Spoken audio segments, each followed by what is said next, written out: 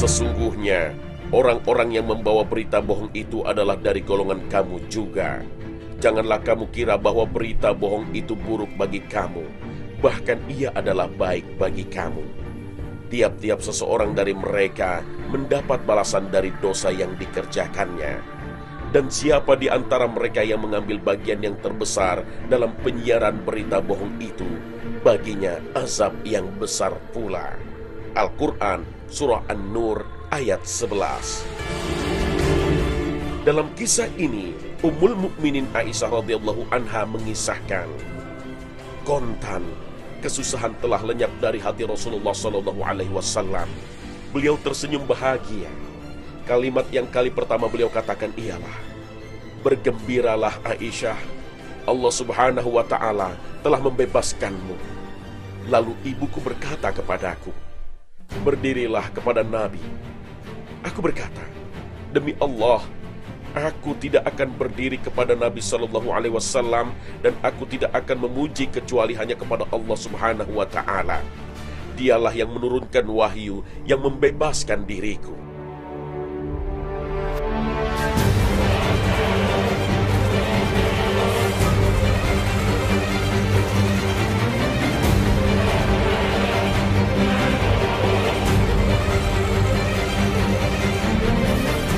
Assalamualaikum warahmatullahi wabarakatuh.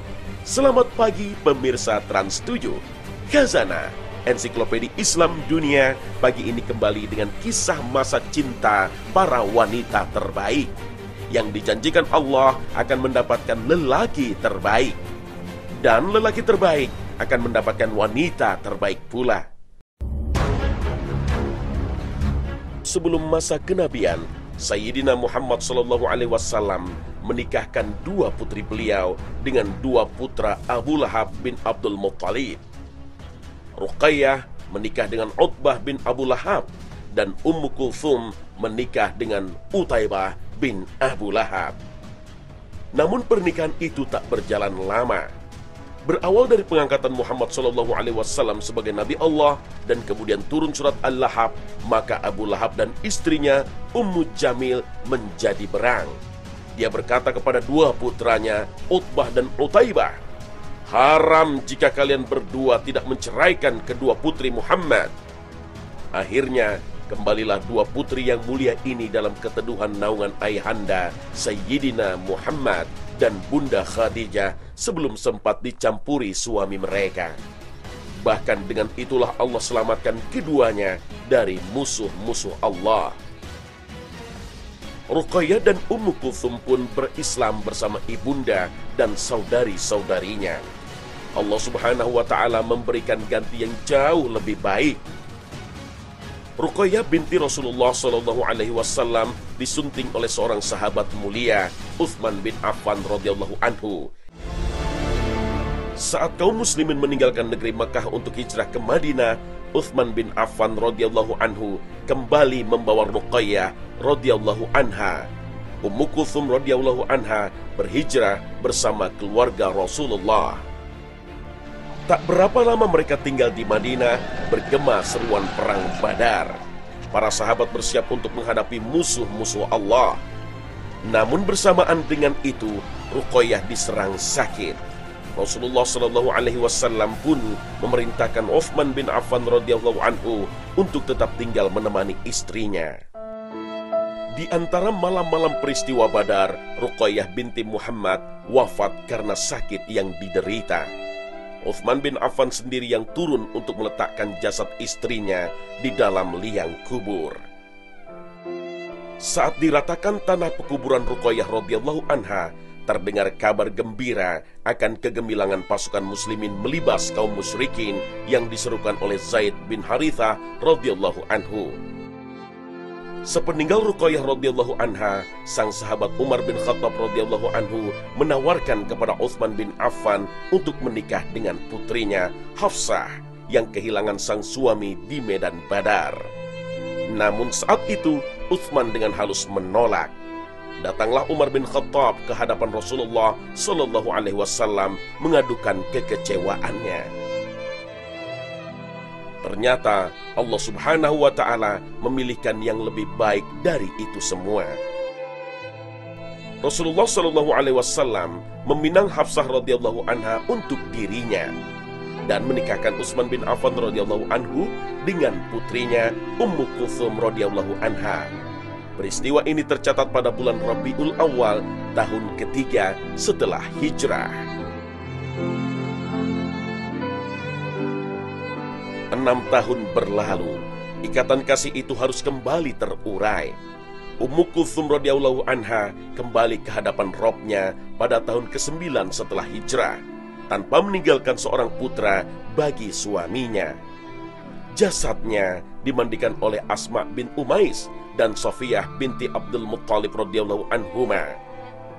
Tampak Rasulullah Shallallahu Alaihi Wasallam mensolati jenazah putrinya. Setelah itu, beliau duduk di sisi kubur putrinya sembari kedua mata beliau berlinang air mata. Beliau bertanya, "Adakah seseorang yang tidak mendatangi istrinya semalam?" Abu Tolhah menjawab, "Saya." Kata beliau, "Turunlah." Jasad Ummu Kulthum radhiyallahu anha dibawa turun dalam tanah pekuburannya oleh Ali bin Abi Thalib, Al-Fadl bin Al-Abbas, Usamah bin Zaid, serta Abu Talhah Al-Ansari radhiyallahu anhu. Perceraian Ruqayyah dan Ummu Kulsum adalah sebuah bentuk penghinaan dari keluarga Abu Lahab kepada Nabi Muhammad SAW. Perceraian itu semestinya sangat menyakitkan bagi kedua putri Nabi. Namun, inilah salah satu bentuk perjuangan kebenaran, bahwa yang hak datangnya dari Allah. Dan Allah menjanjikan kemudahan bagi setiap hambanya yang berjuang untuk menegakkan syariat. Ruqayyah akhirnya mendapatkan pengganti seorang suami yang tampan dan berasal dari keturunan mulia. Dan dialah Utsman bin Affan, seorang pemuda yang sabar dan taat pada perintah Rasulullah. Seorang pemuda yang bersabar ketika anaknya diambil Allah pada usia 10 tahun. Seorang pemuda yang ikhlas melewatkan kesempatan berjihad untuk menemani sang istri yang sedang sakit keras hingga wafat dan menguburkannya langsung. Utsman bin Affan, seorang pemuda dambaan yang Allah takdirkan kembali menjadi menantu Rasulullah Sallallahu Alaihi Wasallam dengan menikahi Ummu Kulthum. Pemirsa, kisah Utsman bin Affan radhiyallahu anhu menjelaskan makna bahwa laki-laki baik akan berjodoh dengan wanita baik. Ini terbukti kemuliaan Utsman bin Affan, seorang pemuda mulia, berjodoh dengan dua putri Nabi Sallallahu Alaihi Wasallam. الخبيثات للخبيثين والخبيثون للخبيثات والطيبات للطيبين والطيبون للطيبات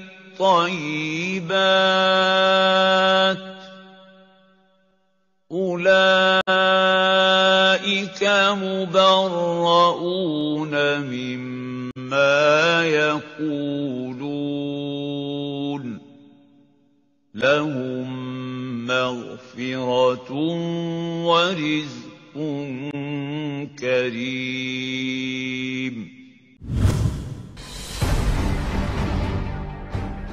Dalam surah An-Nur ayat 26, Allah Subhanahu wa Ta'ala berjanji untuk memberikan pasangan sejati bagi wanita terbaik adalah laki-laki terbaik. Kisah kali ini terjadi pada masa setelah kaum muslimin berhijrah dan mereka tinggal dalam kota Madinah yang makmur dan tertata. Suatu hari, Aisyah binti Abu Bakar radhiyallahu anha menemani perjalanan Rasulullah Shallallahu Alaihi Wasallam. Kejadian ini sesudah turunnya ayat tentang hijab. Aisyah pergi dengan menunggang onta yang di atas punggungnya terpasang tandu. Saat beristirahat mendekati kota Madinah, Aisyah keluar tandu untuk mendapati kalung dari merjan zifar miliknya yang terputus. Di saat bersamaan, Rasulullah memberi aba-aba kepada rombongan untuk berangkat. Dan tunggangan onta Aisyah diberangkatkan tanpa Aisyah di dalamnya. Aisyah radhiyallahu anha mengatakan, pada masa itu perempuan-perempuan rata-rata ringan, tidak berat dan tidak banyak daging. Mereka hanya sedikit makan. Makanya mereka tidak curiga dengan tandu yang ringan ketika mereka mengangkat dan membawanya. Di samping itu, usiaku masih sangat belia. Mereka membawa onta dan berjalan. Aku pun menemukan kalungku setelah para tentara berlalu. Lantas aku datang ke tempat mereka. Ternyata di tempat itu tidak ada orang yang memanggil dan menjawab. Lalu aku bermaksud ke tempatku tadi waktu berhenti. Aku beranggapan bahwa mereka akan merasa kehilangan diriku, lalu kembali lagi untuk mencariku. Ketika sedang duduk, kedua mataku merasakan kantuk yang tak tertahan. Aku pun tertidur. Safwan bin Al-Mu'attal As-Sulami Az-Zakwani tertinggal di belakang para tentara. Ia berjalan semalam suntuk hingga sampai tempatku. Lalu ia melihat hitam-hitam sosok seseorang. Lantas ia menghampiriku. Ia pun mengenaliku. Sungguh, ia pernah melihatku sebelum ayat hijab turun. Aku terbangun mendengar bacaan istirja ketika ia melihatku. Kututup wajahku dengan hijab. Demi Allah, dia tidak mengajakku bicara dan aku tidak mendengar sepatah kata pun dari mulutnya selain ucapan istirja. Lalu ia memijak kaki depan onta, kemudian aku menungganginya. Selanjutnya, ia menuntun onta hingga kami dapat menyusul para tentara. Maka binasalah orang yang memanfaatkan kejadian ini menuduh berzina. Orang yang memperbesar masalah ini ialah Abdullah bin Ubay bin Salul. Kemudian kami sampai Madinah dan aku jatuh sakit. Sedangkan orang-orang menyebarluaskan ucapan para pembohong. Aku tidak tahu mengenai hal tersebut sama sekali. Itulah yang membuatku penasaran bahwa sesungguhnya aku tidak melihat kekasihku Rasulullah SAW yang biasanya aku lihat dari beliau ketika aku sakit. Beliau hanya masuk lalu mengucap salam dan berkata, "Bagaimana keadaanmu?" Sungguh pilu Aisyah menyaksikan kekakuan sikap Rasulullah seperti itu. Untuk meringankan beban perasaan, ia mohon diizinkan pindah ke rumah bundanya, Ummu Ruman, dan beliau mengizinkan. Kurang lebih 1 bulan Aisyah dirawat. Hingga saat kesehatannya mulai pulih, ia masih belum mengetahui apa yang dibicarakan orang mengenai dirinya. Rasulullah sendiri masih tetap bingung dengan berita itu. Dalam suatu khutbah beliau berkata, "Hai kaum muslimin, mengapa banyak orang yang senang mengganggu ketenanganku dan ketenteraman keluargaku? Mereka mengatakan hal-hal yang tidak benar mengenai diriku. Padahal sepanjang pengetahuanku, mereka itu orang-orang baik. Mereka membicarakan juga seorang yang kukenal, Safwan bin Mu'attal. Demi Allah, ia orang baik. Tidak pernah datang ke rumahku kecuali jika aku ajak." Menanggapi perkataan Rasulullah, Usaid bin Hudair berkata, "Ya Rasulullah, kalau orang-orang yang membicarakan soal itu dari kaum Aus, biarlah kami yang menyelesaikan. Akan tetapi, kalau mereka dari kaum Khazraj, perintahkanlah kami bertindak. Mereka memang patut dipancung kepalanya." Mendengar ucapan itu, seorang pemimpin kabilah Khazraj, Sa'ad bin Ubadah, bangkit menjawab. Usaid berani berkata seperti itu karena ia menyangka yang mengganggu ketenangan Rasulullah adalah orang dari Khazraj. Kalau dia tahu bahwa yang berbuat itu orang dari kabilahnya sendiri, ia tentu tidak akan berani berkata seperti itu. Suasana menjadi gaduh, tuding-menuding, dan bentrokan fisik nyaris terjadi seandainya Rasulullah tidak turun tangan.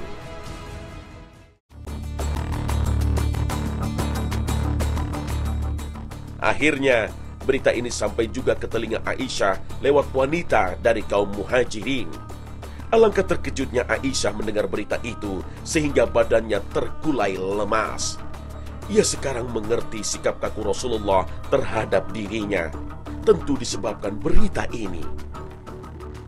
Rasulullah kemudian minta pendapat dari beberapa sahabat terdekat. beliau pergi ke rumah Abu Bakar, lalu meminta Ali bin Abi Thalib datang dan Usamah bin Zaid. Usamah bin Zaid menegaskan, ia tidak dapat membenarkan tuduhan yang dituduhkan orang terhadap Ummul Mukminin Aisyah. Semua itu bohong belaka dan tidak berdasarkan bukti nyata. Rasulullah dan semua sahabat mengenal Aisyah sebagai wanita yang soleh, taat dan bertakwa. Demikian kata Usamah. Lain halnya dengan Ali bin Abi Thalib, terdorong oleh kecintaannya kepada Rasulullah, ia menjawab, "Ya Rasulullah, masih banyak wanita lainnya." Lalu Ali menyarankan supaya bertanya kepada pembantu Ummul Mukminin. Pembantu itu datang atas panggilan Rasulullah dan Imam Ali berkata, "Hai, katakanlah yang sebenarnya kepada Rasulullah." "Demi Allah yang ku ketahui, Ummul Mukminin Aisyah itu baik." Selanjutnya ia menyanggah semua tuduhan jahat yang ditimpakan kepada Ummul Mukminin. Untuk mencari kebenaran, tak lain bagi Rasulullah kecuali berbicara langsung dengan Aisyah. Maka di rumah mertuanya Abu Bakar, beliau berkata, "Aisyah, engkau telah mendengar sendiri apa yang dibicarakan orang tentang dirimu. Hendaklah engkau tetap bertakwa dan takutlah kepada Allah. Jika engkau benar berbuat sebagaimana yang dikatakan orang banyak itu, cepatlah bertaubat kepada Allah. Allah berkenan menerima taubat yang dilakukan oleh hamba-hambanya." Mendidih darah Aisyah mendengar perkataan Rasulullah. Dengan mata yang tajam menyala ia menoleh kepada ayah dan ibunya. Tapi Abu Bakar maupun Ummur Rummah tidak menjawab sepatah kata pun. Aisyah bertanya, "Mengapa ayah dan ibu tidak menjawab?" Mereka berkata, "Kami tidak tahu apa yang harus kami katakan, Nak." Aisyah kembali menangis menahan ledakan dalam dadanya. Sinar mata yang mulanya menyala tajam, sekarang tenggelam dalam genangan air mata yang meluap dan membanjiri kedua belah pipinya.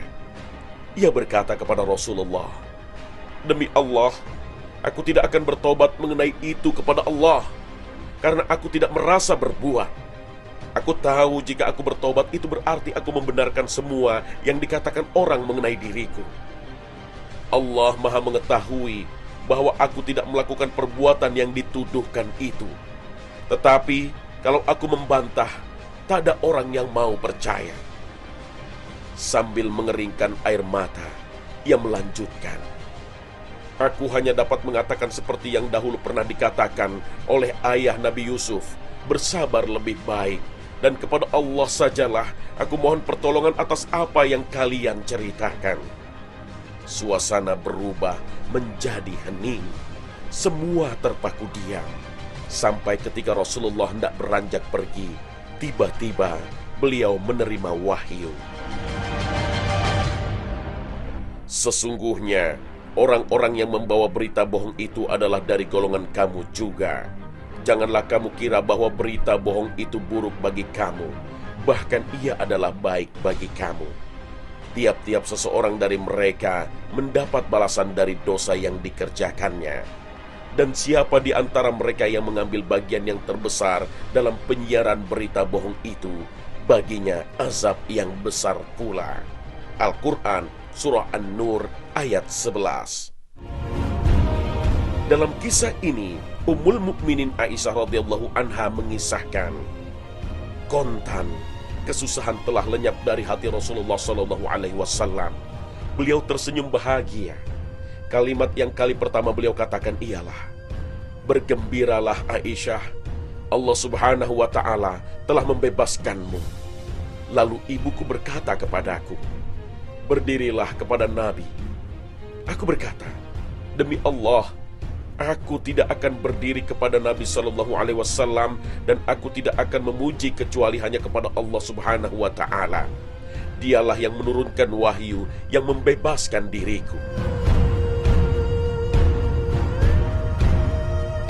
Innal ladzina ja'u bil ifki usbatun minkum لا تحسبوه شرا لكم بل هو خير لكم لكل امرئ منهم ما اكتسب من الإثم والذي تولى كبره منهم له عذاب عظيم.